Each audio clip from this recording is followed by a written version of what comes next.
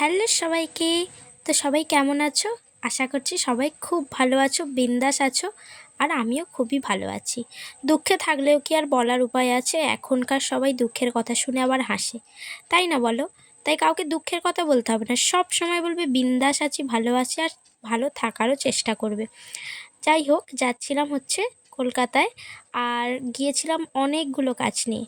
আর সারাদিন কি করলাম সেটা তোমরা দেখতেই পাবে ব্লগে। তাই চলো কি বেশি না কথা বলে শুরু করা যাক। দেখতেই পাচ্ছ আমাদের এই দ্বিতীয় সেতু, বিদ্যাসাগর সেতু আমরা পার হচ্ছি। আর তখন বেরিয়েছিলাম সকালে, আর দুপুর গড়িয়ে গেছে বলে ওখানে লাঞ্চটা কলকাতাতেই সেরে নিয়েছিলাম। তো একটা ভাতের হোটেলে ঢুকেছিলাম, কিন্তু খুব সুন্দর খাবার দাবার। দামটা একটু বেশি নিয়েছে, তবে খুব ভালো খাবার দাবার। আর বাইরেই দেখো, আমরা ডাক্তার দেখিয়ে বাইরে বসেছিলাম, তো আমাদের গাড়িটা আসবে বলে। তো বাইরে বসে এই যে আমার এই দুই বোনেরা বিধ্বস্ত হয়ে পড়ে, না ওরা কেন, ওরা নাকি ফোর হুইলারে উঠতে পারে না, ওদের নাকি গাড়িতে কষ্ট হয়, ওদের বাইকই খুব ভালো। মানে যত যাই হোক, ওদের বাইক খুব ভালো লাগে। ওরা মানে মানে কেমন হচ্ছে ওদের খালি। তো দেখতেই পাচ্ছ। আচ্ছা, জায়গাটা সবাইকে চিনতে পেরেছো? তো চিনতে পারলে কিন্তু কমেন্ট করে জানাতে হবে এটা কোন জায়গা। তো আমরা চলে এসেছি এই মার্কেটটা। এই মার্কেটটা কি তোমরা কিন্তু কমেন্ট করে জানাবে।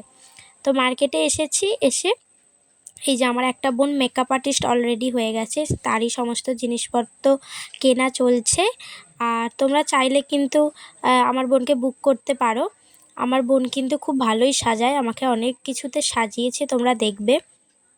তারপর আমি কোথায় চলে গিয়েছিলাম দেখতেই পাচ্ছ, শিলেদার্সে আমার একটা ব্যাগ কেনার ছিল। মানে দেখো, মানে আমি উইকেন্ডেও যাইনি, ঠিক আছে, উইকডেজে গেছি, কোনো অকেশান নেই, কিছু নেই, তাও এত ভিড়।